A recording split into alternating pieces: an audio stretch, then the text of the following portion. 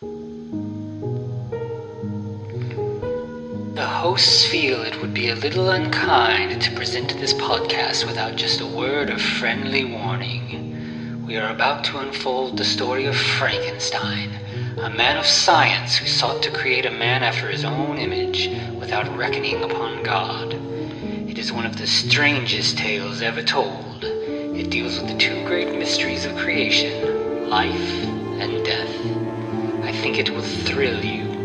It may shock you. It might even horrify you. So if any of you feel that you do not care to subject your nerves to such a strain, now's your chance to. Well, we've warned you.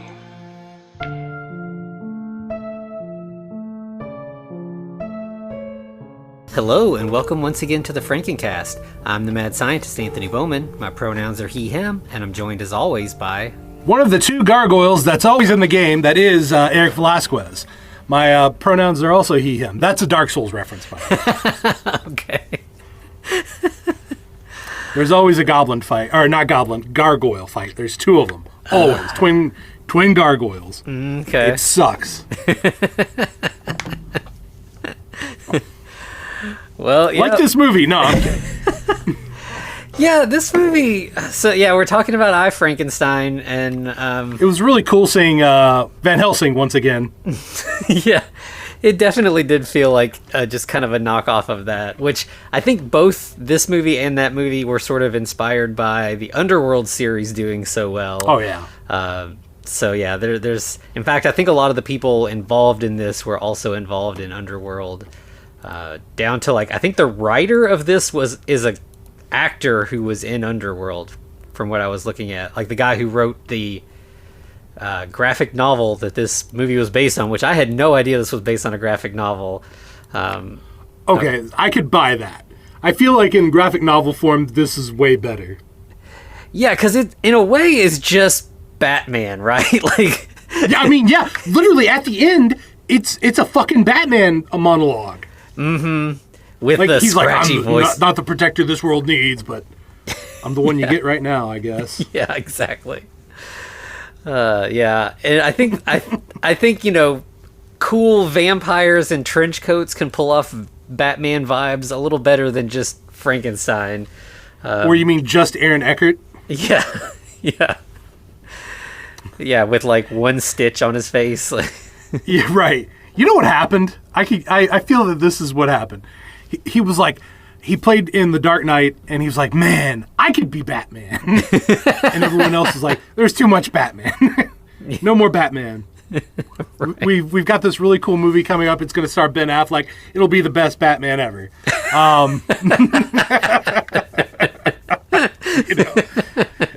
No, you could be Batman adjacent, though. What's Batman adjacent? Oh, yeah, Frankenstein. Right. Yeah. So there's the whole movie. It's done. All right. Nah. Yeah, and I mean, even right out of the gate, like, so this movie you got like this kind of serious operatic music, and like the camera kind of, zooming in on this like frozen landscape, and then you get the I, Frankenstein logo that's all kind of like, it looks like a metal band logo. It's just got pointy things sticking off of it in different directions and stuff. This was like the tail end when all of the like death metal bands had the really weird squiggly like vine root thing going on. Yeah, exactly. Yeah. So this movie's taking itself pretty seriously right out the gate. And then we see the frozen tundra with like the northern lights in the background. Yeah, I mean, we basically get a recap of Frankenstein. Mm-hmm. Yeah. Yeah, like with Aaron Eckhart doing like, the Batman voice as he's doing this voiceover, like, I was created by a scientist who then tried to destroy me, but I survived. And but like he didn't, I guess. Yeah. And he's like, I felt like it was a life for a life, so I killed my creator's bride.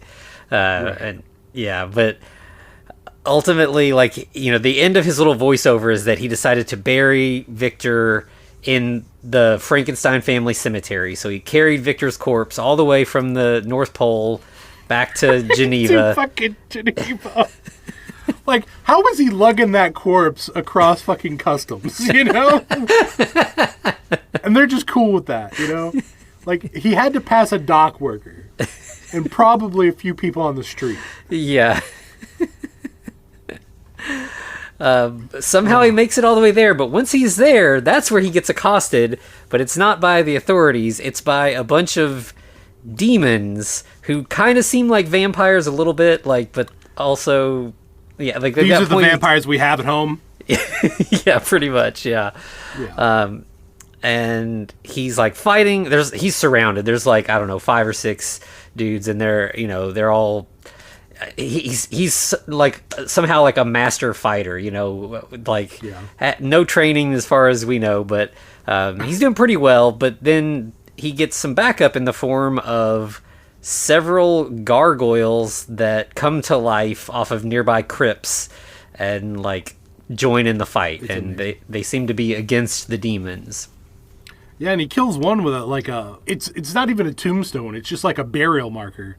But it has like 3 bars, so it's like a triple crucifix or something. Yeah. It looks like the Orthodox symbol. Yeah. The Orthodox crucifix, but it doesn't have the one bent bar. Oh, yeah. And they eventually say that this is like the symbol of the gargoyle order or something, don't they? Yeah, apparently there's a gargoyle order. I mean, does that imply an order of other beings?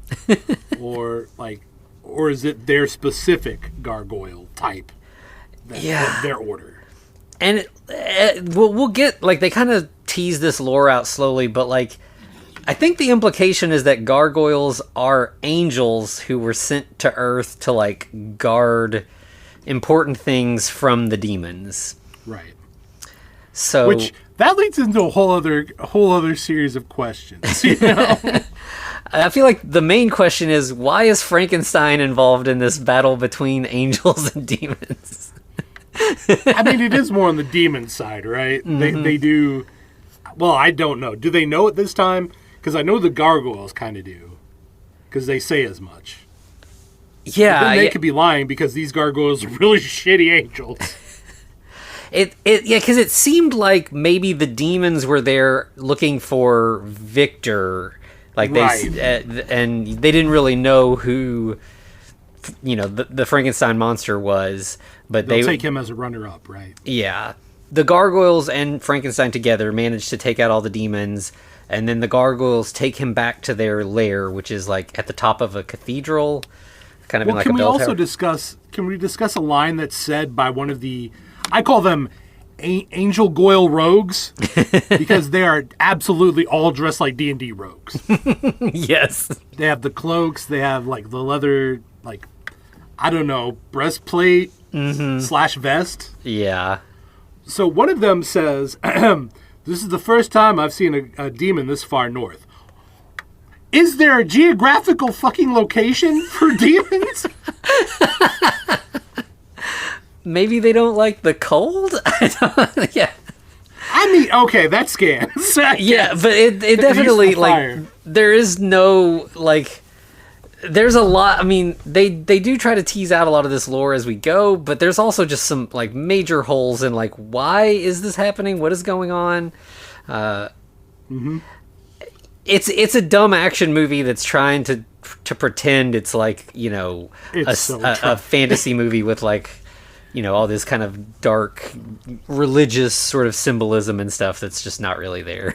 And honestly, I was sitting there thinking about it, and I was like, well, we could talk more about it, but the long story made short, I was like, if this was just a fantasy movie, this would make so much more fucking sense. And probably be better because of it. Mm-hmm. Yeah, it feels like the attempts to tie it to, like, the underworld / universal monsters sort of vibe is where it starts to kind of, like, get off track. Right, which is bad because that's the start. Yeah, exactly. Immediately derailed. But yeah, so the gargoyles are like, they don't seem to know who Frankenstein is either, but they're like, who is this guy? Like, he seems like just some dude, but he like killed a demon, and that's like, hard. We've done a lot of training to do that. We wouldn't expect just a human to be able to do it. Oh yeah, one of the gargoyles says, "It's alive," because we have to have that reference. Yeah, because he's like unconscious, and they're not sure if he's okay, and then he wakes up, and but then once they say that, we just immediately cut to him just chained up.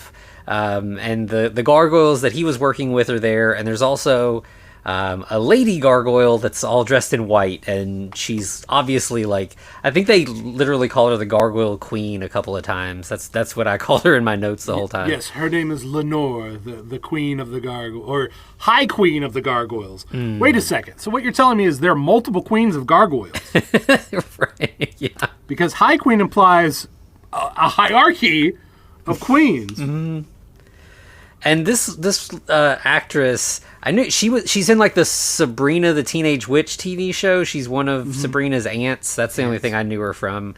The weird thing about this is I feel like there's a lot of good actors in this, and they all kind of bring their A game. They're good, but it's just the story doesn't live up to what they're bringing to the table. Yeah, pretty much. Also, the second coming of white bread, Jai Courtney, is in this. And like honestly he didn't do bad. Like I feel like he just got in too many shitty movies and everyone was just done with him. Mm-hmm. Yeah. I'm not saying he's an acting tour de force. Yeah, I feel like that happens to, you lose patience with actors if they've just been in several bad things and then like they just kind of I feel like, Nicolas Cage had that reputation for a while because, like, he was, in debt and just, like, taking every role he could get. And people were just like, oh, he's a bad actor. Obligated. Yeah, but, even if you go back and watch some of all those, like, bad movies he was in, he was still doing good stuff. Like, it was weird because he's Nicolas Cage, but, like, he was making attempts to do something interesting. And I feel like, good actors can kind of get tainted if they're in enough, mediocre or bad things. Oh yeah, 100%. And this is just a year after Terminator Genesis? God. Yeah, no wonder. Like, this dude was just in a bunch of stinkers. Yeah.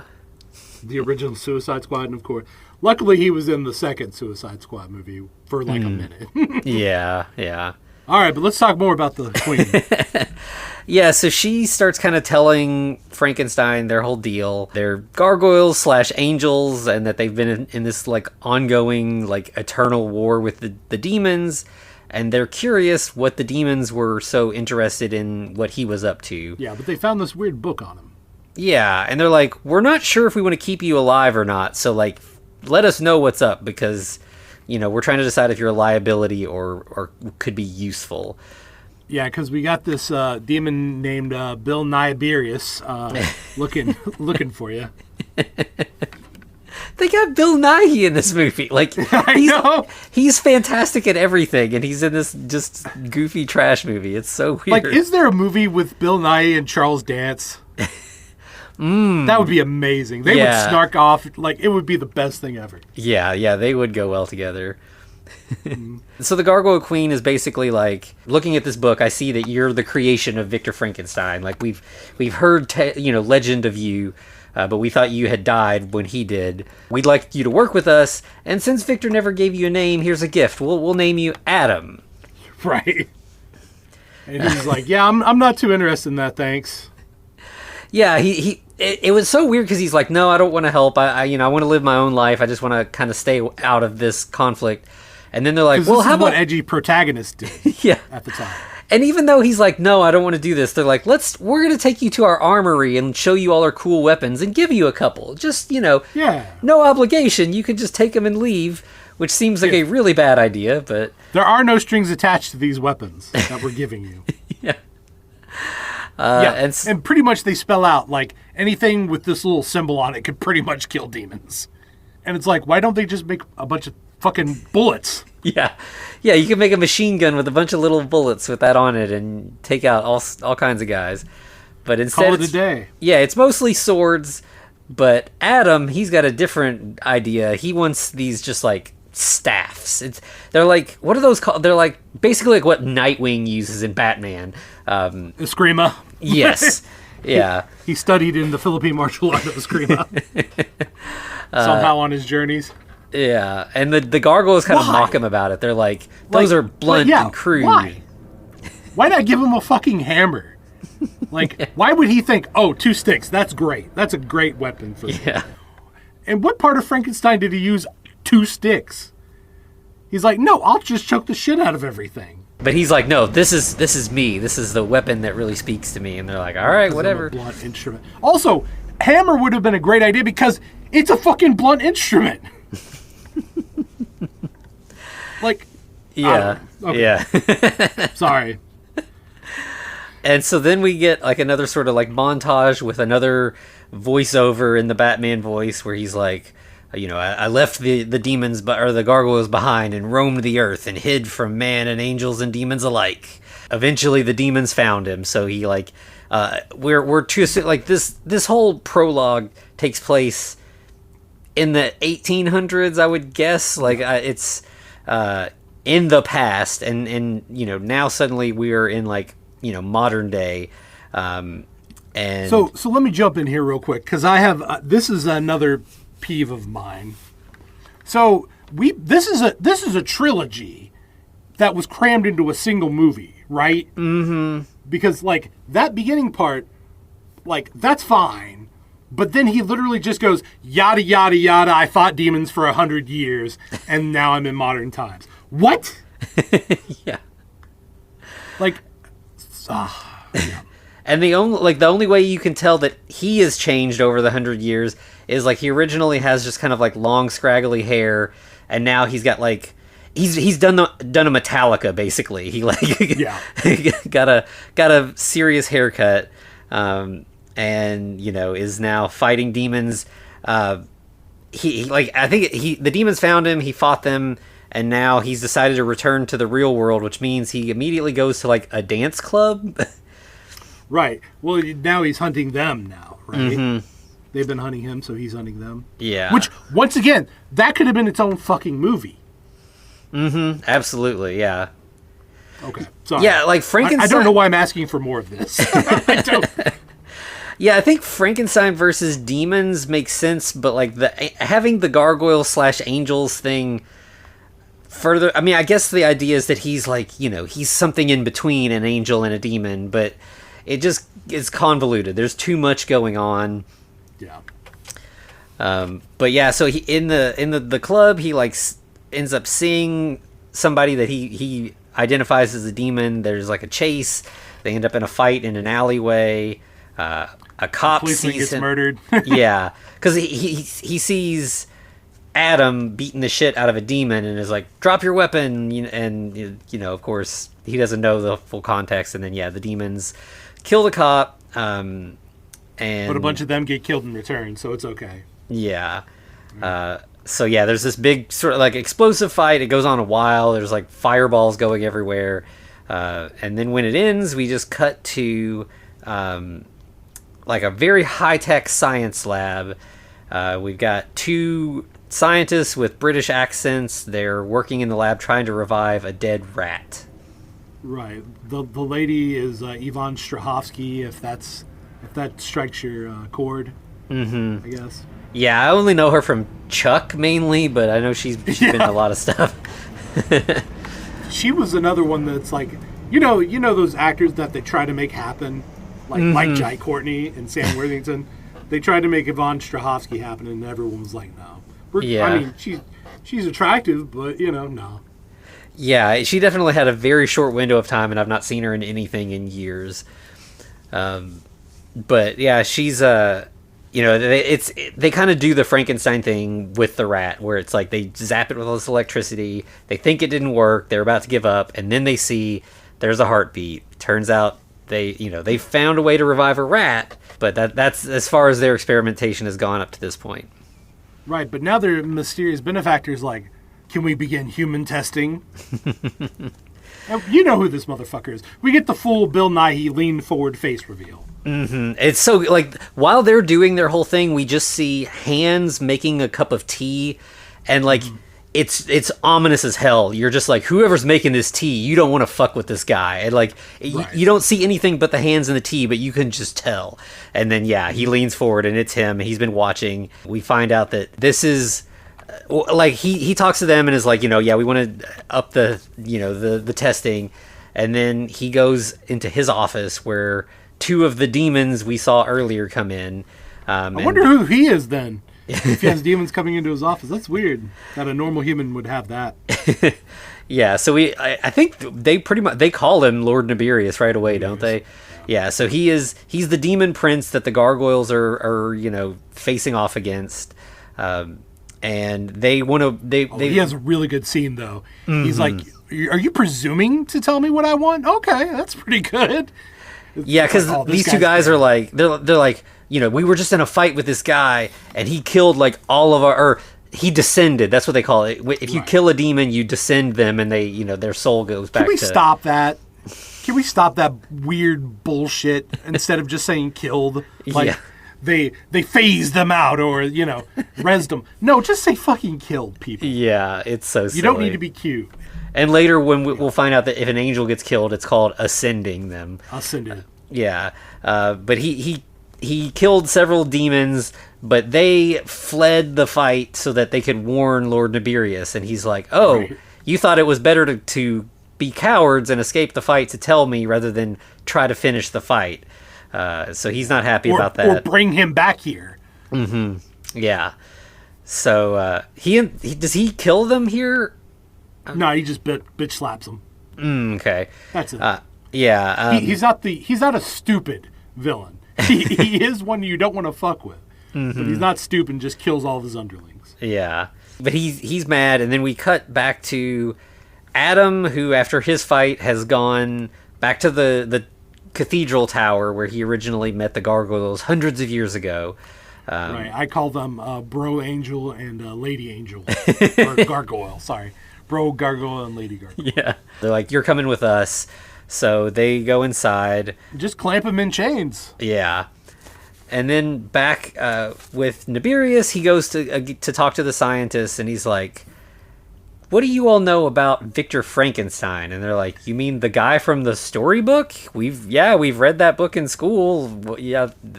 And he's like, no, the real one. This is, like, he believes that and they're like, oh, yeah, sure, okay, like, maybe Santa's real too. Who knows? And he's like, no, I've got proof. I can show you. And they're like, okay, yeah, bring us the proof then. So it's pretty clear that he has figured out that the guy who killed off a bunch of his guys is the monster. Well, we're going to find out that apparently one of his underlings has been hunting Adam for 200 years, which would be great to have seen that instead of you just telling us. Right, yeah. Yeah, we know that all this time took place, and we didn't... They could have easily given us a little bit more of that and it built some stakes by showing rather than just being like, oh yeah, this totally happened. That's honestly, that's the biggest problem, is it tells you more than it shows you. Mm-hmm. Yeah, there's so much of like, it's the... I'm just having a good time with my friends right off frame kind of thing where it's like, all right, yeah, sure, that definitely happened. And I think so when once he kind of can we talk about another great line? This is by Dr. Wade / Yvonne Strahovski. She's like, if he made this monster, it would be 200 years old. That means it would be nothing but brittle bones. It's like, lady, this thing could fucking run up mountains. You don't think it would, like, and even Nibirius says, you don't think it would stick around for 200 years? It's already dead. Yeah, yeah. So then we go back to the Gargoyle Queen, who is like, you've been a liability all these years. I tried to trust you, and it's been trouble. If you're basically, if you're not with us, you're against us. This would have been a great prequel to this movie, and actually seeing all the trouble he's caused her. Yeah. She's like, if you're not on our side, you're no better than Nibirius. I know you don't have a soul, but I thought you had potential. Right. And the fact that what she says later, just, piece de shit de resistance. Yeah. Yeah, and the whole time he's just like scowling at her, and he's like, I don't fight for you. I don't fight for the demons. I'm not a human. I don't fit in anywhere. Right. I know no other way. Yeah.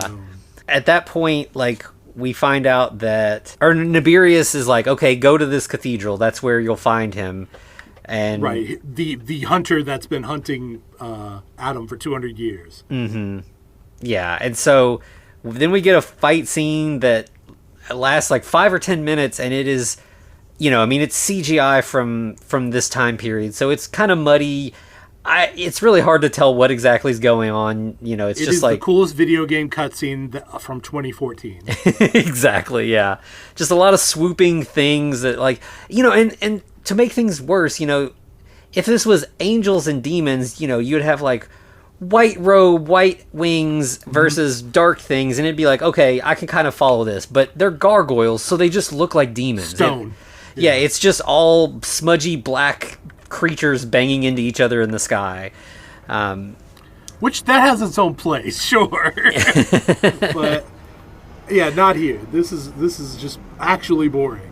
Yeah. And it shouldn't be. No, this is an aerial fight between gargoyles and demons. It should be really kick-ass, and it's not. Oh, can we also talk about how apparently the Archangel Michael, like, created gargoyles, or at least assigned them to protect the Earth? Like, what? Why wouldn't he just put angel? Like, why wouldn't? I don't know. Like, I feel like he would post more than just the standard amount of gargoyles that are now dying off. Yeah. At a rapid rate. Like, I don't know. Maybe make them able to procreate. Right. Yeah. Yeah. I mean, you've got like the archangels and like, well, we'll just send the B team. They'll take care of this. I'm like, dude, I don't know if they're the B team. Like, we're at D at this point. Right. Yeah, because what happens over the course of, like, you can't tell much of the fight, but the end result is the gargoyles are trying to protect Adam because they think that's what the angels, or what the demons are after. And technically they are after Adam, but they have a different plan, which is we can just kidnap the Gargoyle Queen and then use her as ransom and trade for Adam. It's much easier. Holy shit. Like, honestly, the bad guys are way smarter than the good guys. Mm-hmm. Or good guys. They're not good guys, technically. Yeah. There's no good guy in this movie. Maybe no, Adam. Absolutely not. Maybe, kind of. Yeah, Adam's just like a guy who's mixed up in a bunch of nonsense that he doesn't really need to be in the middle of. Yeah, I don't know if I would say Dr. Wade is a good guy. Because, like, just trying to resurrect dead people. Mm-hmm. I mean, that's a noble pursuit, I guess, to a degree. But if you're working for a definitely sketchy rich guy, maybe there's some culpability there too, Yeah. Yeah, we should say she doesn't know that he is the demon prince Nibirius. She thinks he is a guy named Charles Wessex. Could you imagine what that would have done to her head? Like, she's like, Frankenstein's bullshit. Oh, I'm a demon prince, by the way. Yeah. I rule one of the 666 layers of hell. Or whatever. So silly. I know. One demon then comes to Adam and is like, we've got the queen hostage, and if you turn yourself in, we can. Well, he's like, why do you think we came for you instead of something else? And then Adam's like, oh shit, and that's when they abduct the queen. Yeah, and Adam he's like, I don't want to be a pawn in this, so he just kills that demon and just leaves. Oh, this is after Gargoyle Bro dies, right? Mm-hmm. Yeah. Because then the lady. They introduced these two characters that look like they're going to be his allies, right? We are about, 15, 20 minutes in at this point? Yeah, something like that. Yeah. And the Gargoyle Bro is dead. And then apparently Lady Gargoyle was like, I'm not giving them their names. They don't deserve them. But she was like, we were going to be together, but the queen wouldn't let us, or something like that. So now I want to die. And then she just ascends. It's like, for fuck's sake. Yeah. We got a Padme Amidala situation. Great. But then we do find out that the second in command behind the queen is a gargoyle named Gideon, and he is susceptible to this whole ransom plot because he's very loyal dumb. to his queen. Yeah. Also that. He's like, I'm gonna go get her back. But when he goes there, he doesn't have Adam with him. And Well, he's like, I'm going to open the armory or some shit like that. And everyone's like, the armory, don't open that. That's dangerous. And he's like, he just grabs the Frankenstein journal. It's like, what the fuck was dangerous about that? Like, I mean, I guess maybe he had the Holy Hand Grenade of Antioch somewhere in there. Sure. I would have grabbed that personally, or some other divine relic to back up. But, you know, Yeah. I'm not a gargoyle angel person. So what do I Right. know? But so yeah, he takes the journal to Nibirius. He literally takes this thing to a fucking demon, and he expects the demon's going to go through with the trade. He's not thinking there's any betrayal that's going to happen. Dude, it's a demon. That's what it does. Right. That's its main thing. Yeah, it's because at first Nibirius's guys are like, you don't have the monster with you, we're not trading. And he's like, I think I have got something even better. So he shows him the journal. But the queen is right there, and she's like, no, like, don't do this. Like, let them kill me. That would be better than them getting their hands on this book. Like, we don't want them to have this. And he's like, nope, I'm giving him the book. Yeah. But luckily, Adam kind of knew some sketchy shit was going to go down, and he has followed, and like bursts in at this point. We end up in like another fight scene, basically. First he goes into this warehouse that looks like it's out of the Matrix, and it's just full of a bunch of like humans, like in pods, like thousands and thousands of them in this big room. Hey, that looks like a scene from Van Helsing. Yeah, it does look like the bat pods. Right. Yeah. So then Nibirius takes the journal. He takes it to the scientists, and they're all. Yeah, there's some weird doctor that's putting pentagrams on foreheads. Yeah, I don't know what that was about at all. I don't think he gets a name. No, I don't think so. Meanwhile, they cut back to the cathedral where the queen is kind of yelling at Gideon for doing what he did. Yeah, and she was like, you should have stuck with Adam and listened to him. Like, I think he's going to be really useful in this fight. And Gideon's like, but God didn't make him. He's an abomination. And she's like, yeah, God didn't make him, but God let him live 200 years, so he must have a role in this whole war. I guess. I mean, that's also assuming that, God's paying attention to this world. Yeah. There's something about this that feels like Supernatural, like the show Supernatural, but it's, Supernatural kind of has a thing where it's like angels and demons are fighting on Earth, but like God has moved on, and like it is just this, it's like a stupid, pointless war that the soldiers don't know how to stop. And that feels like what's happening here, really. Like, it doesn't seem like God probably cares about this at all. Nope. He kind of like, I'll just write this one off, folks. Yeah. She's like, the problem now is that not only do we not have Adam on our side, he's out in the wind somewhere, but he now knows that we had the journal that tells his whole creation story. Probably would have been very valuable to him. That he didn't know it existed, and we've been hiding it from him for 200 years, so he's probably going to be kind of pissed at us. Yeah. Like, yeah, we lied to him for 200 years. Yeah. So she's like, why don't you go out and find him and see if you can smooth things over?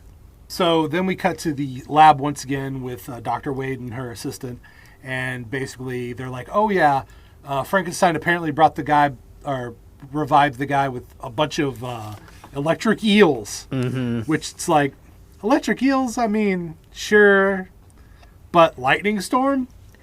Yeah, the Kenneth Branagh version had the eels too, right? Which seems so weird. Like, yeah, I mean, his version had lightning and eels, right? The eels were sort of like the batteries for the lightning, in a way, or something. Yeah. But yeah, it's just eels. But as she starts doing eel math, she's like, well, if it was this many eels and they produce this amount of voltage and it was in, she's like, that'd kill an elephant. This is some really high powered stuff. And I wonder what it would take, or I think the assistant says, I wonder what it would take to kill a guy like that. Yeah, like if this would kill an elephant and it brought him to life, he must be like practically unkillable. And then we go. So while they're having this discussion, suddenly Adam, like, just really lean into the Batman thing, he just like smashes through a skylight and just lands in the lab. And I wish he just had a long, oversized hoodie, like one that was basically half trench coat, half hoodie. Yeah. So it could flare out like wings. Yeah, it feels that way. And instantly, I mean, these are just scientists. They're nerds. They're not like demon fighters or anything. So she just immediately just hands him the journal. She's just like, right. He puts his hand out and she's like, "Oh, here you go." Yeah, sorry. But before he can take off with it, there's alarms going off, and suddenly a bunch of demons burst into the lab, and we've got another. Yeah. Nibirius is there as well, and Nibirius is like, "Don't attack. Yeah, chill. Let's talk. We can discuss this." And he's like, I apologize for the unfortunate awkwardness here. My overzealous men are just protective. And he's like, my name's Charles Wessex, and you must be Frankenstein. No, that was the doctor's name, right? And he's like, well, you're kind of his son because he made you. Like, he took our stance on the whole thing. He's like, you're Frankenstein too, buddy. Yeah, like he, because, Adam says my name's Adam, and he's like, yeah, we are all the sons of our fathers, are we not? So yes, he's definitely sticking with our interpretation of things. And he's like, we could be allies. Like, this whole lab, the reason I wanted the book was because I want to continue your father's research. I think we could help each other. Right. And, it looks like, Victor wasn't able to restore your soul, but who knows? If we keep digging into this, you could be something else. And right.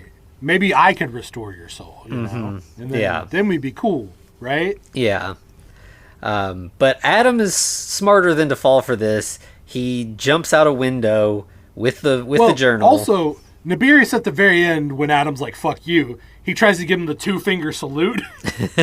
Like, apparently he can kill people just by shoving 2 fingers in them. I don't know. Yeah. And Adam's like, I'm not having none of that shit. By the way, that's going to bring up a question for later, but I guess we'll see.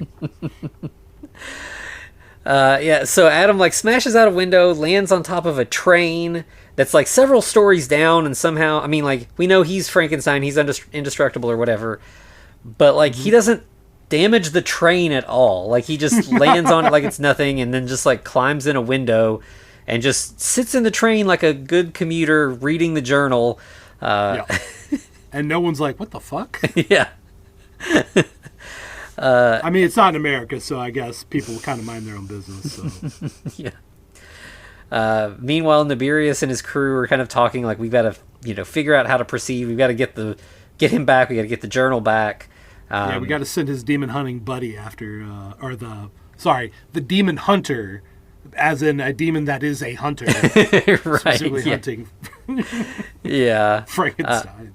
And he's like, well, we don't really have to work too hard, actually, because he's gonna, if he reads that journal, he's gonna want answers, and where else is he gonna get them than from these scientists? Well, I like how he specifically says he's going to go off somewhere and read it. When the fuck did you observe him doing that? In what situation was he like, oh, this is a piece of my history, I'm just going to go over here and investigate that? This is it. This is the only piece of his history. Mm-hmm. Yeah. All right. Yeah. Anyway. He acts like he's, an expert on, and he has no idea. Like, he's just a demon.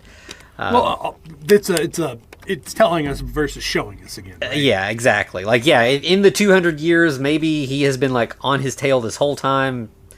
But yeah, we've never seen any of that. Right. And meanwhile, the scientist, she's pissed. Like, you scared him off. Like, we could have talked, we could have worked this out, but you had to, go in guns blazing and freak him out. And now we've got nothing. We don't have him or the journal. The rest of the like demon crew leave, and it's just Nibirius and like that main hunter guy. They're like, what if we just keep an eye on the scientist lady? Because if he reads the journal, he may not come back here. He might be smart enough to just seek her out. So if we just tail her, just kind of use her as bait, that might be the trick. And sure enough, we cut right to Adam tracking her down in a dark alley, and he's like, I want your help. You know, we can work together. Initially, it's the demon dude following her, and she clocks on to him. He's behind her, so she starts running. Yeah, and that's when Adam basically he Batman's behind her, grabs her, and's like, I'm Adam. Yeah.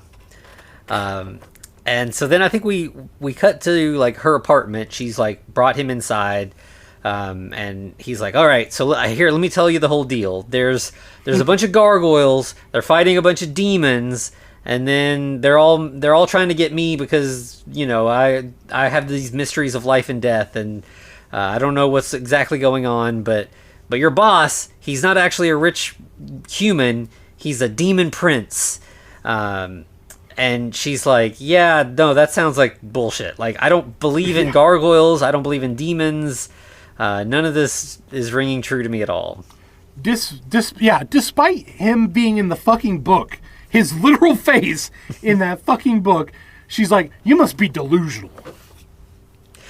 Yeah, but her skepticism doesn't last long because instantly the hunter demon bursts in, turns into like demon mode, you know, like they kind of do like the Buffy vampire thing where their faces get spooky. And, you know, Adam says, this ends tonight, our fight of 200 years. Yeah. And the scientist lady's just like, oh shit. Like, literally just says, oh shit. Like, this is crazy. I mean, it is, sure. Yeah, and so we get another lengthy fight scene. This one is better because it's just two people, and, you know, it's more indoors, so it's well lit, and the choreography is pretty good. Yeah. It looks like a legitimate fight. And not only that, but like the choreography is good, but the camera work is good, which I feel like this time period was really bad for. We're just going to do shaky cameras and quick cuts so that we don't actually have to do good choreography. This like lets you see that these are two, you know, I mean, that's stunt dudes or whatever, but they're like really doing shit and it looks good. So, you know, I mean, I wasn't expecting, especially after that first fight, like I was not expecting much out of this one, but this fight was much better. Was pretty impressed by it. And I think the end of the fight is like what Adam gets like punched through the floor, like because they're in like an old apartment building or something. Yeah.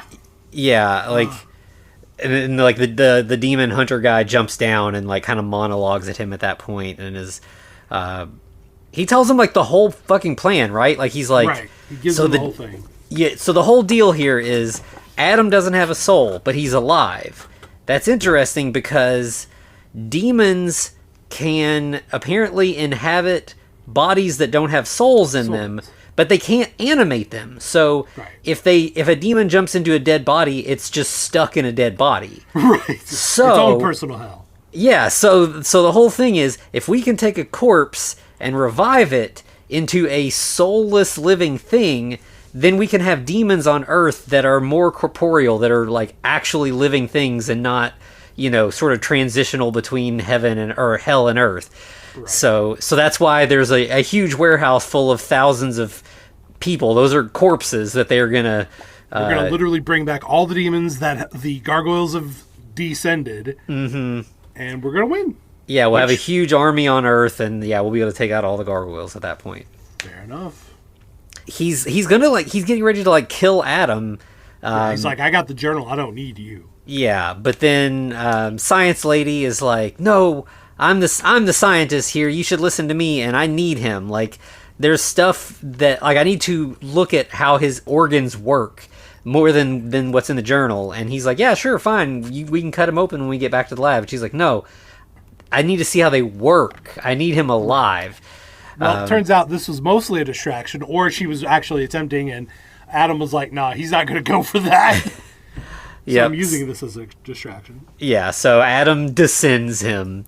Yeah, well, he does it with his little punch dagger. Like he stuck out his punch dagger and was like, oh, here you go, buddy. Yep. So then they go back again to her apartment where she is now tending to the wounds Adam got in the fight. And he's like, we got to get back to the gargoyles. We're not going to be safe here. They're going to keep coming. And I need to tell the gargoyles what Nibirius's plan is so we can save the world. And she's like, we got to patch you up first. Yeah. Basically, she's like, you're worth saving. You're a living human. And he's like, no, I'm a dozen used parts from 8 different corpses. I'm a monster. And she's like, you're only a monster if you act like one. Act like one. Yeah.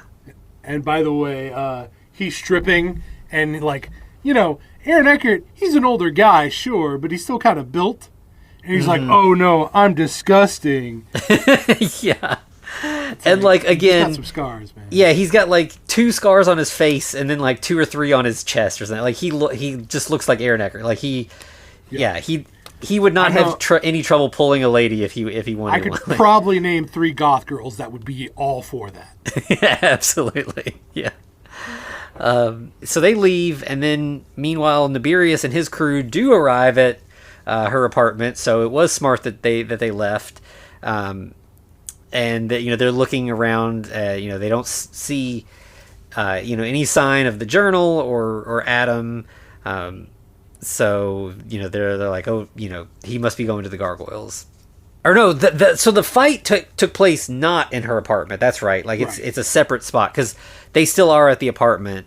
I don't know if this is her apartment or just abandoned apartments that they just chill at. Yeah, it's unclear. I'm going to go with that one, though, even though there's clean running water. And she she has questions. She's like, I read this story when I was a kid, but now I'm trying to get, the true story from the journals, and I feel like I'm missing a lot. So what's up with Victor? And he's like, well, yeah, I killed him, and I killed his wife, he died. too. He died. Yeah. I would have killed him. Oh, right, yeah. She's like, well, have you killed anybody since then? And he's like, just demons, It was... she's like, well, it sounds like, you maybe had a reason for what you're doing there, and, it seems like you're a good man now, and that's okay. Once again, telling us that he's a good man now. Mm-hmm. Versus, Yeah. And she's like, while you were convalescing, I read the whole journal. I think I can help, and I think I can, make good on Victor's promise and make you a bride. Which, haha, like, if you don't see the writing on the wall yet, like, she's gonna die soon. And yeah, so but then she gets a phone call, so this must actually be her apartment. It's just a shitty apartment because she gets a call from really shitty apartment. You're right. From her assistant / coworker. Are you sure she doesn't call the assistant? Does she not call the assistant? Maybe she does. Either way, she ends up talking to him, and she's like, "You need to leave work now. Don't. Yeah. There's stuff going on that you're not aware of. You need to get out of there, get to safety. Meet me at the train station. I'll explain everything." By the way, what kind of science does this guy do, like other than the medical science? Because for some reason he's working on a circuit board. Like he's soldering a circuit board. Yeah, and I'm like, what? Just because you know science doesn't mean you know all the science and computer science. Right, all very different things. Yes. That's the IT, hey, you know how to do one IT. Now you know how to do all IT. Yeah, right. And so as soon as she hangs up with him, instantly Nibirius and some of his other crew come in, and they're like, basically, we're coming with you. Like, we're going to set this up as a trap. We're going to get Adam back. The assistant. Or they approach the assistant like, yep, thanks for taking that call. Now we're going to go set up Adam. Yeah. Back at the apartment, she's like, I'm going to go, pick up my friend. And Adam's like, that's a bad idea. Like, you're walking into a trap. And she's like, no, it'll be fine. And he's like, at least take this consecrated knife with you because you're walking into a trap. Right. Yeah. I'm going to go see the angels now. Mm-hmm. And they kind of get in a fight where she's like, he kind of offers to help her, but she's like, no, you don't really want to help me. You should just run away like you always do. Like, look after yourself and I'll look after myself. And it's like, I don't know. Think he's been running. Yeah. I feel like he's been right there with her this whole time. He's been fighting for 200 years. And, ever since she's known him, he's been like on the side of the good guys. But yeah, I don't know. She gets real defensive for some reason. So yeah, sure enough, she gets to the train station and it's a trap. She's instantly surrounded. They knock the knife out of her hand and drag her away. Yeah, her assistant's like, I'm sorry. Yeah. She's like, why? He's like, this is a trap. Yeah. Okay. Yeah, and meanwhile, Adam is talking to the Gargoyle Queen and tells her all the stuff he's figured out about Nibirius's plan. Hey, at least she finally comes clean about lying to him for 200 years. Mm-hmm. It's like, yeah, they got the journal, we've had that, I understand. You're a little pissed. Yeah.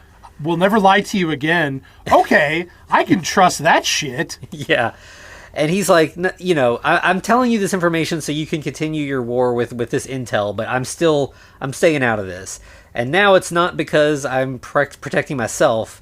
I want to protect my, this woman, this scientist who's important to me. So like, right. He's already caught feelings for her for sure. And she's like, okay, yeah, that's fine. You go do your thing. If we are able to save her, we'll save her. But then as soon as he leaves, she's like, why the fuck did you do that? Yeah. And she's like, go, follow him, get the journal from him, and then kill him. Right. It's like, you're a lying piece of shit, lady. Yeah. Like, what kind of angels are? Or, yeah, I guess they're not angels, they're gargoyles, but still. Yeah. Meanwhile, Adam goes back to her, Tara's her name. I keep just calling her Science Lady. That was what, but he goes to her apartment. She's not there, but the journal is. And as soon as he picks it up, Gideon bursts in, and we get another fight. This is why I was thinking the earlier one was at the apartment, because this fight is in the apartment. Right. And they just fuck up they destroy the whole ass building in this fight. Like, it's mainly because Gideon is dive bombing the shit out of Adam. Mm-hmm. Yeah. And this fight felt like a mirror of the previous fight, which kind of, I think the movie's like, the angels and the demons, they're not so different. They're both single-minded, they're pursuing their goal, and they will take out anyone and anything that gets in their way. Right. And they're both lying pieces of shit. Yeah. But at the end of this fight, Adam, the same way the last fight ends, he's able to ascend Gideon. And as Gideon's like shocked, like, somehow we're gonna fight and you're just gonna like pat me on the back and let me go with his own axe. And Adam's like, remember, I don't have a soul. Well, Gideon says, God damn you to hell. Yeah. And Adam, of course, like, he already did. Right. How edgy can we get, guys? Exactly. Yeah. So then, back at the cathedral, we see the Gargoyle Queen. She's like gathering all of her armies together to go to war with the demons. And Adam has gone to the train station to see what's up with Tara. She's gone, but he sees the knife that he gave her laying on the ground, and he knows something bad has happened. Yeah, and pretty much instantly, Lenora finds out that he ascended Gideon, and it's like, all right, we're gonna kill Adam. He's dead now. Yeah. And then we go back to the Wessex building where Tara is trying to negotiate with Nibirius, and she's like, I could be useful. I could be helpful to you, but don't hurt. I did not write her coworker's name down, the other scientist guy. Yeah, it's fine. Like, there's no importance to this guy at all. Yeah. Like, other than just being fodder. Yeah, because that's she's like, just don't hurt him. I'll help. And well, Nibirius no, she specifically says, I'll never do it. I will never do it. And then Nibirius is like, all right, I'll just kill this guy. Now you'll have to raise him if you want him to be around. Right, yep. So, so instantly we go to a reanimation scene where she is trying to bring her friend back to life. And then while that's going on, we see Adam. He's out in the street, and he has just finished. He's just finished reading the journal, and as soon as he's done, he just tosses it into like a burn barrel, the barrels that you see like unhoused people like warming their hands or whatever. There's just one out on the street. More in the 80s than nowadays, but still true. Yeah, it's very much like this city is dark and edgy, so there's just, filthy homeless people out on the street, and so as soon as he tosses the journal in the fire, he just starts walking slow motion straight to the Wessex building. You see there's like gargoyles circling overhead, surrounding him, and he's just like doesn't care. A gargoyle like swoops down at him, and he just like punches it out of the sky, and it hits a parked car. He fucking jump and punches it. It's so amazing. Yeah. I literally wrote down, ha ha ha ha, he dive punches a fucking gargoyle. Yeah. I mean, because it's ridiculous. And then apparently we find out that the gargoyles have blades in their arms, like the fucking Guyver or some anime character. Yeah. Yeah, it's... Well, that would have been fucking helpful. Why did they need all the swords when they had them? Mm-hmm. Yeah, absolutely. So he, like, just keeps going and gets to, like, the Wessex building, and then, like, a guard comes rushing into the lab to tell Nibirius / Wessex, and he says, "Sir, it's here." Right, and Wade goes, "It's not it, it's him." Yeah, so she clearly has feelings for him, too. She's well, she's gonna die soon, huh? Right, yeah. So now we've got the demons all swarming out of the building as the gargoyles arrive. There's another big fight scene. And this one, it's kind of muddy and there's a lot of flying and you can't tell what's going on. But what you can tell is that Adam is just walking slow motion through it, like he just doesn't give a fuck. Right. And he's so cool. Yeah. And so... Oh, by the way, Lenore finally figures out this is the place where the demons were hiding. You know, the place where they kept going back to. Yeah. Right. So... By the way, her gargoyle form is goofy as fuck. Mm-hmm, yeah, like because, you know, she's dressed in all white, so her gargoyle is also white. And they do the thing where it's like, she's a lady gargoyle, so she has kind of concrete boobs sticking out a little bit. Yeah. And, yeah. But her face is all like... It's kind of like Lady Toothless from the How to Train Your Dragon movies. Yeah. Am I wrong? No, you're right, yeah. You know, exactly.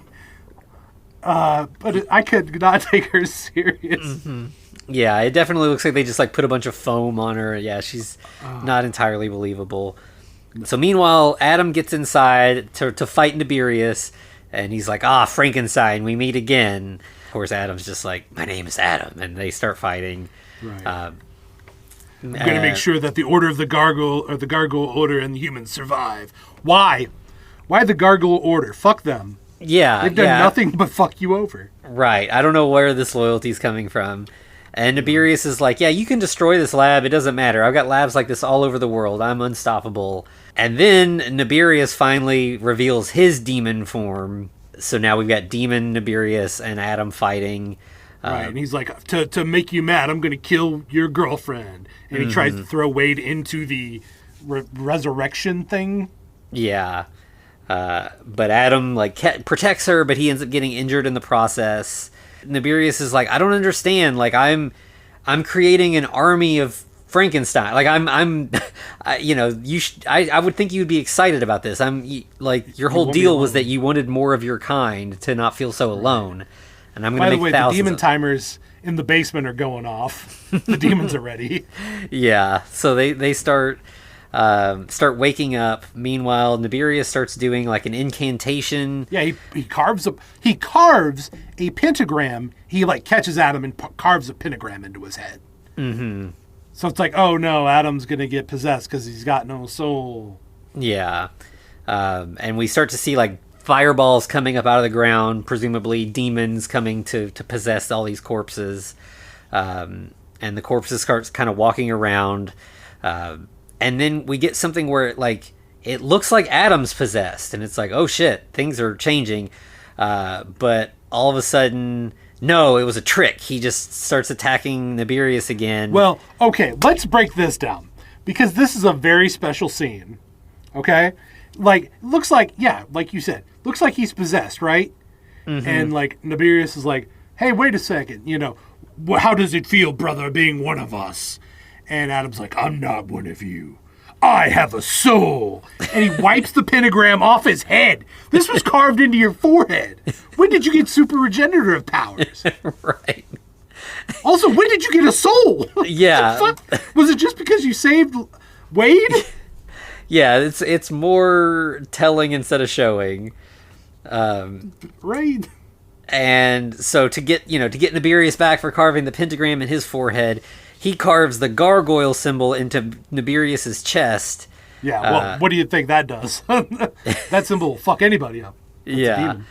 Yep, so it's... Yeah. Oh, by the way, we didn't talk about this, but Lenore and the gargoyle crew, they were in the basement trying to destroy all the resuscitating corpses. Mm-hmm. Yeah. At this point, the Wessex building is starting to collapse. Adam grabs Tara, like she's like falling. He catches her and like swings out from the collapsing building. So, and basically Lenore's trying to escape with her crew, but then just this massive fucking fireball just drops on her head. Yeah. And somehow that, like, she seems fine. Well, for a second there, all the gargoyles are like, oh no. And then she flies out of nowhere. Fucking bright blue now. Mm-hmm. She goes from just plain white to like glowing blue. Mm-hmm. She has Adam and Tara in her talons, her feet talons. Yeah. What the fuck? What happened? How did that happen?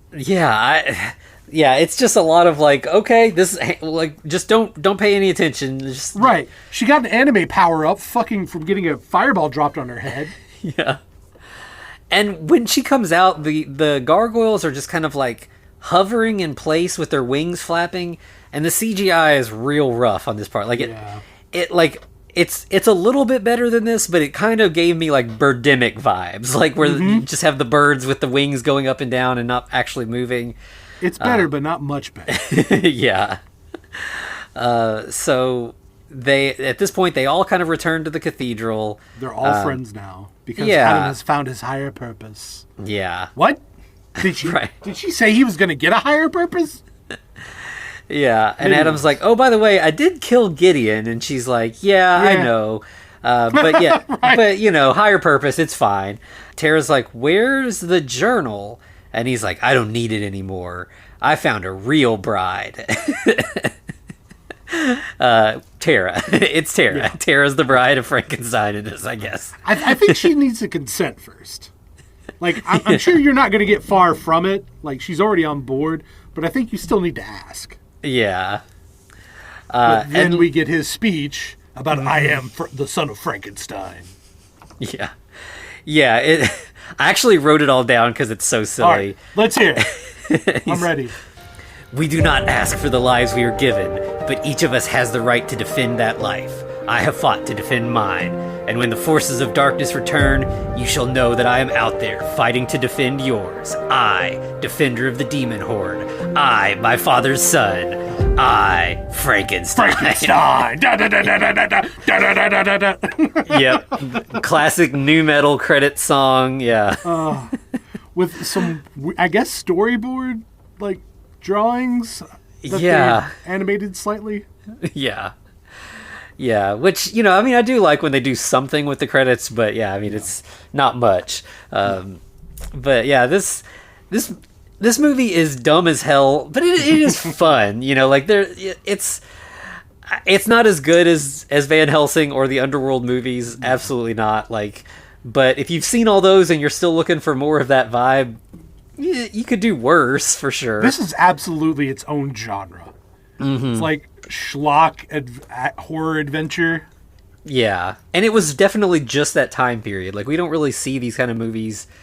I mean, I guess Universal, when they did like the Tom Cruise Mummy, were kind of trying to do it again, and it did not go well. Painful and boring. Mm-hmm.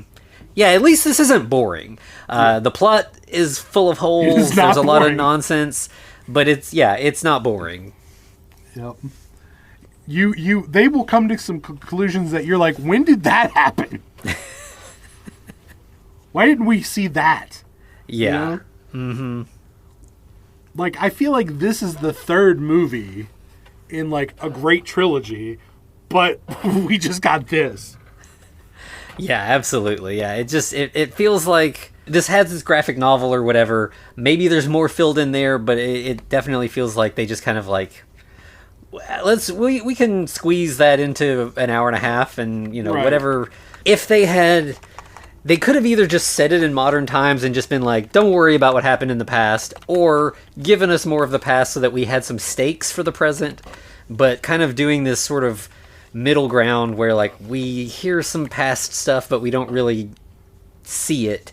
It just doesn't feel like, I mean, it just feels like an exposition dump at the very beginning of a movie, which is the worst time to have an exposition dump. And it is a dump of exposition, for sure.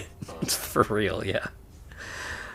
Yeah, so this one, you know, it's a good, if you want to turn off your brain and just like watch Frankenstein punch things for an hour and a half, this is the movie for you, but this isn't one where you're going to find a lot of like, oh, the theme, there's angels and demons, but there's no religious theme. There's nothing to like sink your teeth into as far as like, depth there.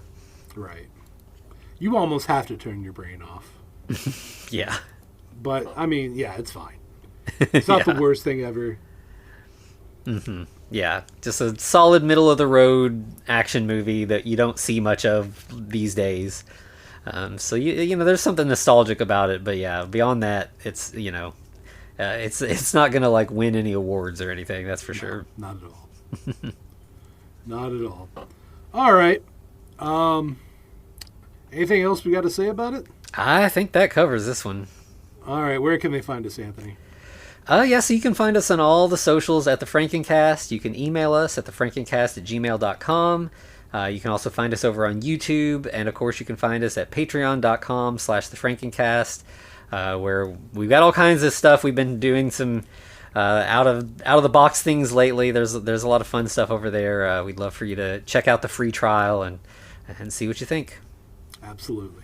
Anthony, it's about that season, the season of love, or lust in some cases. Right? Yeah. Maybe we could have some lust for Frankenstein. Yeah. Join us next week for this one. That's going to be one of the more trashy movies we've done on the main feed. So I'm excited to get into it. Okay, if it tells you anything, written by Jesus Franco. Mm-hmm. Enough said. And it's like late period Franco, where he wasn't even like trying to be sort of art housey anymore. Right. Is this the one with his daughter? I think it might be. Oh yeah, this has got to be the most uncomfortable movie to direct. Yeah, unless you're that trashy. Well, yeah, so get ready for some horny trash next week in honor of Valentine's Day. Why not, right? Yeah. All right, everybody. Thank you, and to be continued.